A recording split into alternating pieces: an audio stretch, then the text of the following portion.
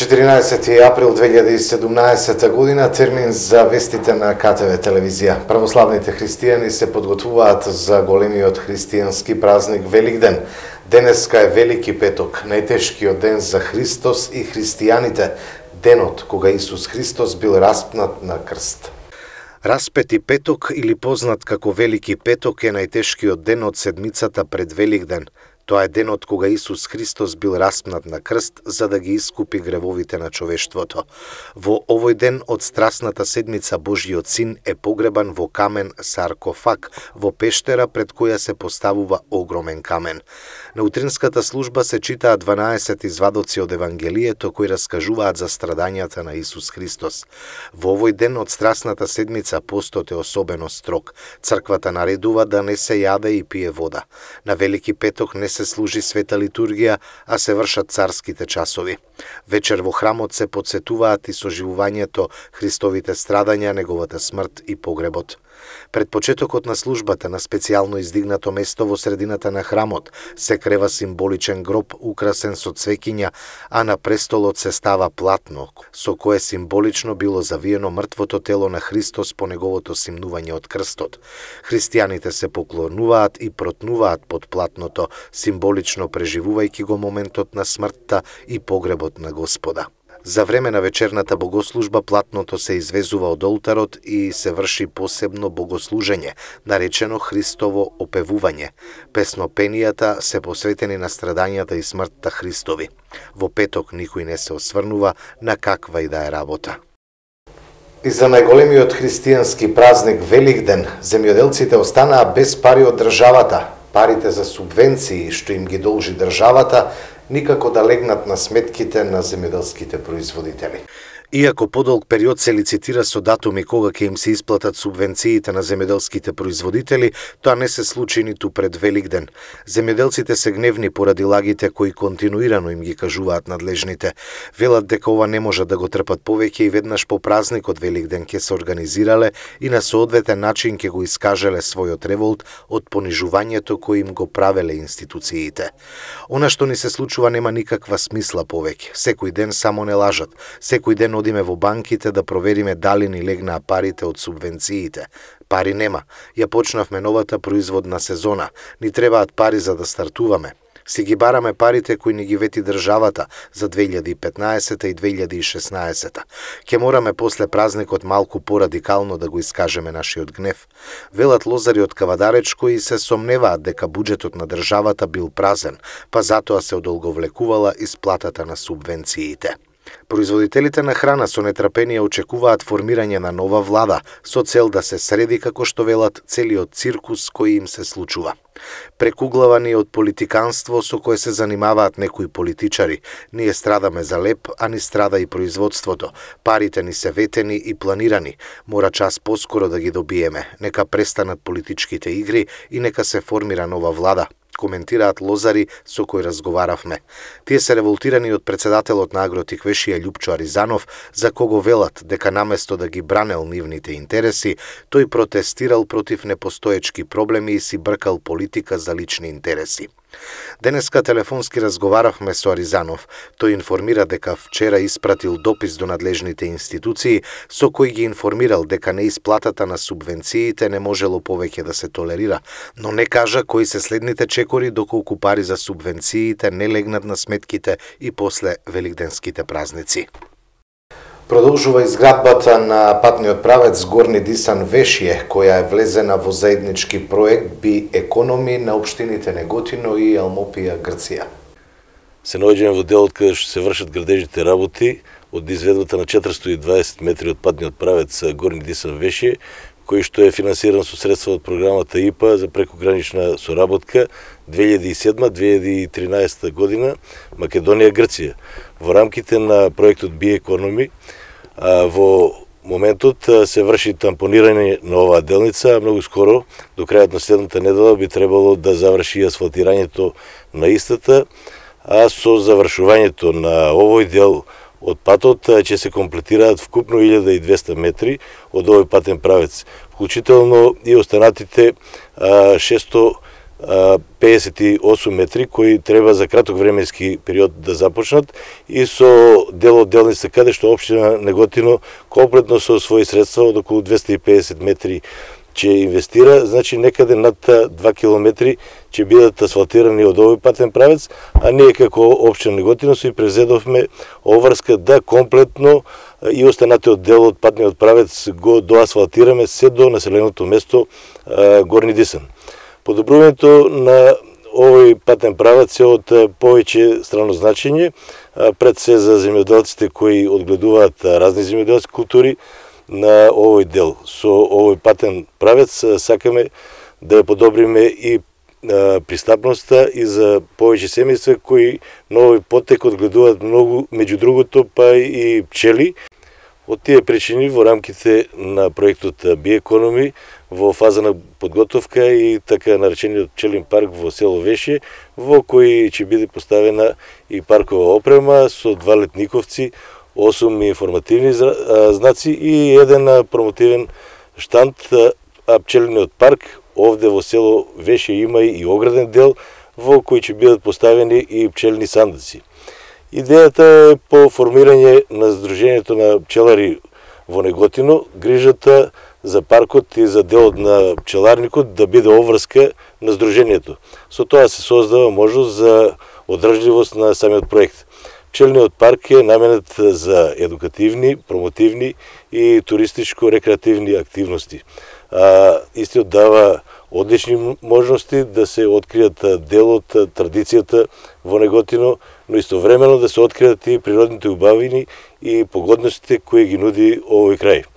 Со оглед на тоа што се приближуваме кон крајот и привршуваме на проектните активности, на 19 април е закажана и завршна конференција за проектот Биекономи во Неготино, на која ќе бидат споделени проектните резултати за двете општини, за општина Неготино и за општина Алмопија од Грција, тоа е нашиот партнер за овој проект. На конференцијата очекуваме експертски видувања и согледување за придобивките до сегашниот проектот, но и за перспективите кои треба да се следуваат во следниот период кој е пред нас. Статистиката покажува зголемени се цените во земјоделското производство заклучно со март годинава. Цените во земјоделството во март годинава кај инпутот пораснале за 3,6%, додека кај аутпутот зголемувањето изнесува 4,2%. Според податоците на Државниот завод за статистика, во споредба со март 2016 година, во делот инпут, цените на тековното потрошени средства во земјоделството пораснале за 3,9%, а цените на средствата наменети за инвестиции се намалиле за 0,4%. Во делот аутпут, пак цените на растителното производство пораснале за 6%, додека цените на добиточното производство се намалиле за 1,4%. Од Агенцијата за храна и ветеринарство со предупредување до граѓаните да внимаваат на правилниот избор на храна и задолжително да се чита означувањето на производите. По повод големиот христијански празник Великден, кога производите се купуваат во поголема количина, а и за секојдневието, од Агенцијата за храна и ветеринарство предупредуваат да се избегнуваат производите во оштетени, нагмечени, надуени или напукнати конзерви, тегли, кутии и други амбалажи. Не купувајте готови јадења кои стојат во откриени садови. Разделувајте ја зготвената од сурова храна. Добро измејте ги овошјето и зеленчукот.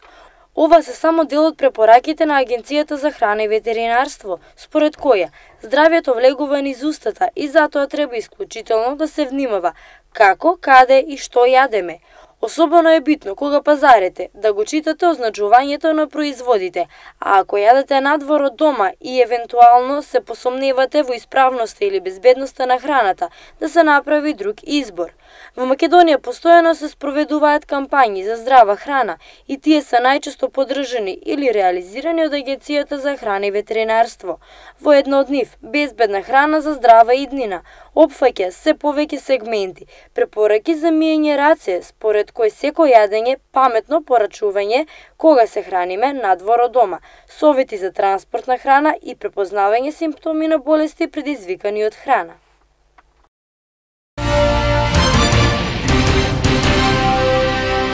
Детскиот парламент при Општинското основно училиште Димката Ангелов Габер од Кавадарци реализираше хуманитарна акција.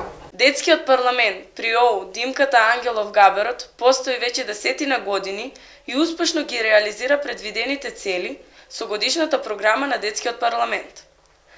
Во зависност од активностите предвидени со годишната програма, ние истите се трудиме да ги реализираме во целост. Така овогодишната програма, иако не во целост, сепак во најголем дел ја реализиравме. И затоа наместо предвидената посета на парламентот, која што не ја реализиравме поради општо познатите причини, ние тоа го направивме преку дводневна посета на нашето познато туристичко место. Оваа посета, како и секоја година, така и оваа година се прави како награда за реализираните активности на членовите од Детскиот парламент. Како и секоја година, така и ова, ние организиравме хуманитарна акција. Јас како председател можам несебично да кажам дека ние дадовме се од себе за оваа акција да биде што поуспешна, да се соберат повеќе облека, обувки и играчки и да им се заблагодарам на сите што допринесоа за оваа акција да биде што поуспешно реализирана. Речиси половина граѓани во земјава не ги замениле дозволите за оружје кои што ги поседуваат. Од 35 до 40% од граѓаните што поседуваат оружје не ги замениле старите со нови дозволи, а рокот што го даде Министерството за внатрешни работи истече пред 2 дена, на 12 април, говорат неофицијалните полициски пресметки. Колку точно барања за замена биле поднесени се очекува да се знае деновиве, откако ќе бидат сублимирани податоците од сите градови, односно одделение што МВР ги има низ земјава. За сега надлежните не може да кажа дали ќе има ново одложување на рокот, како што беше случај во изминатиот период, поради слабиот одзив на граѓаните што поседуваат оружје, а мора да ги пререгистрираат. Ако нема, како што беше најавувано досега, оние што не го испочитувале рокот, би требало да бидат казнети со 600.000 евра, казна и дополнително одземање на оружјето. Новите дозволи ќе важат 10 години за граѓаните што не наполниле 65 години, а за оние над оваа возрастна граница 5 години. Повтор пат ќе се одржи меморијалната манифестација Пријателите за Ристо по повод 60 години од раѓањето на еден од најголемите уметници од Кавадарци и Македонија, Ристо Соколов Сокол. Во недела на 16 април годинава се навршуваат 60 години од раѓањето на еден од најголемите македонски и кавадаречки ликовни уметници Ристо Соколов Сокол, роден на ден Великден 1957 година во село Дреново Кавадаречко. Ристо Соколов Сокол со својата уметничка работа и живот ги достигнува македонските уметнички величини како еден од најдобрите и најголемите од така наречената втора генерација на најдобрите македонски ликовни уметници. Денес неговите долгогодишни најблиски соработници и пријатели на ден Великден 2017 на 16 април повтор пат ќе организираат меморијалната манифестација Пријателите за Ристо, овој пат по повод 60 години од неговото раѓање. Ристо Соколов Сокол прерано замина од животната и уметничката сцена на Свети Трифун 2015 година. Манифестацијата ќе се одржи во Роки Блуз кафето Дорс во Кавадарци на самиот ден на раѓањето на Ристо Соколов Сокол, еден од локалите каде што големиот уметник остави авторски белег, како што впрочем целиот живот ги одбележуваше градските места со својата уметност, оставајќи зад себе безброј дела, но и ученици, соработници, пријатели, кои во недела ќе се потсетат на неговиот плоден уметнички живот. Официјалниот дел од меморијалната манифестација Пријателите за Ристо ќе се одвива од 19 до 21 часот. Ќе се одржи ликовен дел, фотографска изложба посветена на Ристо, настап на познати кавадаречки актери, поети и музичари, негови соработници и сопатници. Меморијалната манифестација Пријателите за Ристо е во организација на неформалната уметничка група Сокол Арт, која работи во рамките на Сдруженијето за алтернативна култура Алтер Центар, со подршка на соработниците и пријателите на Ристо Соколов Сокол и локалната самоуправа општина Кавадарци. Сдруженијето за алтернативна култура Алтер Центар Кавадарци, кој постои од 2012 година и овој пат се јавува како организатор на голем културен настан, откривајќи нови и алтернативни простори за одржување на културни и уметнички настани во Кавадарци.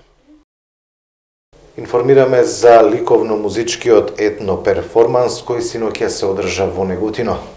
По повод верскиот празник Великден, синоќа во Неготино се одржа голем ликовно-музички етно-перформанс во организација на Националната установа Центар за култура Ацо Ѓорчев. Директорката на Центарот Мирјана Јованова појасни дека станува збор за традиционална манифестација која за прв пат беше организирана на градскиот плоштад. Како и секоја година, така и оваа година Центарот за култура Ацо Ѓорчев од Неготино традиционално ја организира манифестацијата Великден 2017 година. Оваа година за прв пат ја организираме малку видео изменето надвор на градскиот плоштад пред Центарот за култура. Всушност, оваа манифестација вклучува ликовно музичко етно перформанс во кој ќе учествуваат културно-уметничкото друштво со изведба на повеќе народни ора, танцовата формација Зигзаг со неколку кореографии и обичаи за верскиот празник Великден, солистички настапи на ученици од основните училишта. Исто така, во склоп на сето ова имаме и ликовна работилница на која децата од основните училишта, од Општинското основно училиште Страшо Пинџо и Гоце Делчев, заедно со дел од играорците, ќе изработуваат, односно ќе декорираат великденски јајца. За крај сакам на граѓаните од општина Неготино да им го честитам големиот христијански празник Великден, да им посакам многу здравје, среќа и успех во животот. Ви благодарам. Етно-перформансот беше во режија и кореографија на Даниела Ѓоргиева Дончевска, а фолклорниот настап во кореографија на Горан Трајков од Културно-уметничкото друштво.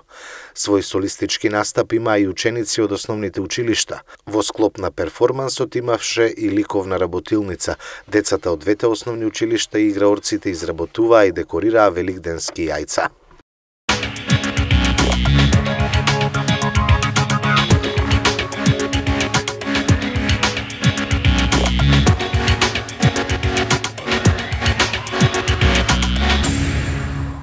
Од спортот, утре се игра 21-то коло во втората лига. Тиквеш му гостува на Скопје, но дури во вторник. Фудбалските второлигаши утре сабота го играат редовното 21-во коло. На програмата се средбите Металург Велазерими, Новаци Тетекс, Евромилк Хоризонт Турново, а екипата на Вардар од Неготино му гостува на актуелниот лидер екипата на Академија Пандев. Поради фактот што Скопје и Металург играат на ист стадион, средбата Скопје Тиквеш е презакажана и ќе се одигра во вторник на 18 април од 16 часот. Во моментов Академија Пандев е убедлив лидер со 47 бодови, дури 12 повеќе од второто Скопје кој има 35. Евромилк на третото место собра 33, а Новаци 32 на четвртото. На петото место екипата на Хоризонт со 29 освоени бодови. Понатаму следуваат екипите кои треба да стравуваат за својот опстанок во второлигашката конкуренција. Велазерими и Металурги имаат по 23 бода, Вардар и Тиквеш по 19, а Тетекс 18. Очигледно дека борбата за опстанок во втората лига ќе биде далеку поинтересна од она за лидерската позиција.